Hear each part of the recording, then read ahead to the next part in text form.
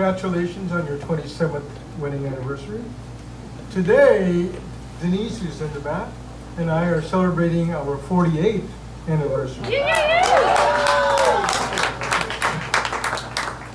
Now, I'm wearing the Navy jumper that I wore when I was in the Navy. Surprisingly, I still fit into it.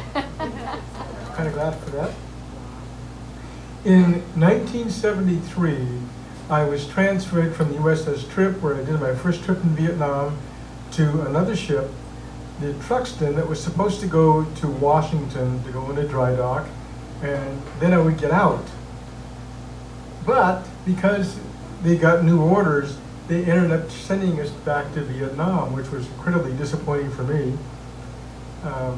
And then not only did they send us back to Vietnam, but they said not to worry, we'll be home for Thanksgiving. We're just doing this for a short term.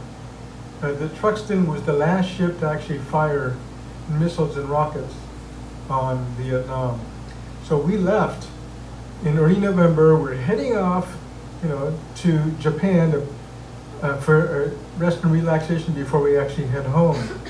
But in that process, in order to get us ship shape to be back home, they started giving us all these funny restrictions, like having daily inspections with polished shoes, clean uniforms, and making sure that the ship was ultra clean. In fact, it was so clean, I swear you could eat off any floor that was on there. But they also had one really weird restriction that drove everybody crazy, and no one was allowed on the weather decks at 1/2 hour after posted sunset or a half hour before posted sunrise. When we asked them, why is that?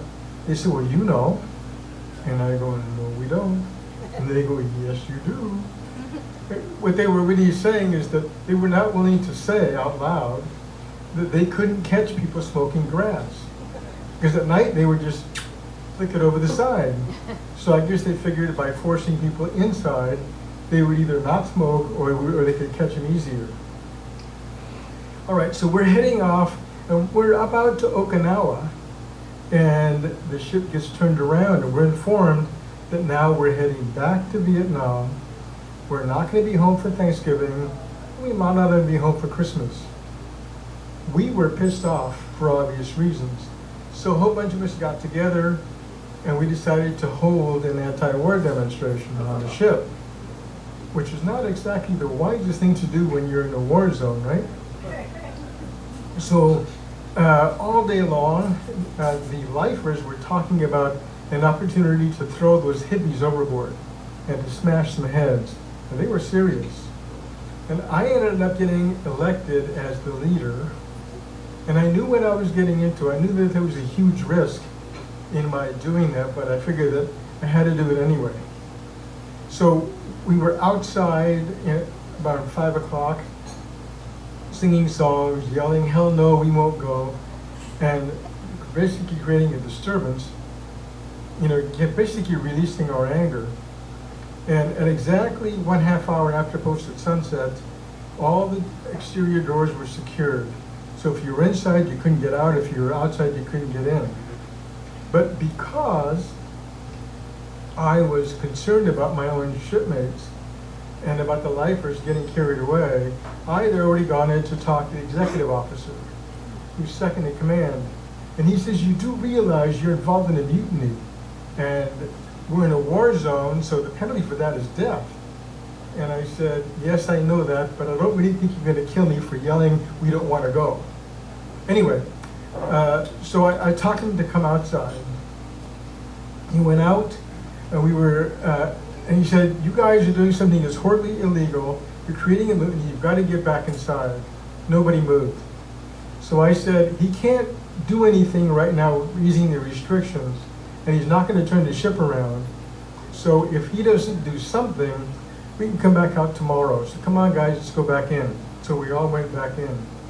The next day, we all got notices that we were going to be sent to what's called captain's mast, which means we're going to court before the captain. And nearly everybody that was ahead of me, they were either fined and or demoted. When I got up there, the captain says, you were charged with being out after posted sunset. How do you plead? And I said, plead? Not guilty. And he got very upset. And I said I was in talking to the executive officer. And the executive officer said, yeah, he was. And then the captain just blew up, just getting furious. And he goes, what can I do to him? And he goes, well, the most you can do is an oral reprimand. Now I thought an oral reprimand was oral. It turns out that when I got my military record, it's written there. You know, basically I was saying that I was doing it didn't say that that I led a demonstration, because that would make the captain look bad. So it's kind of funny how that all works. But because the captain got so mad at me, as far as I was concerned, unjustifiably, he called me part of the laundry gang, called me all kinds of horrible names, and I've only stolen one thing in my life, ever, and that was the captain's golden tablecloth, which I rather proudly use every once in a while. So thank you very much.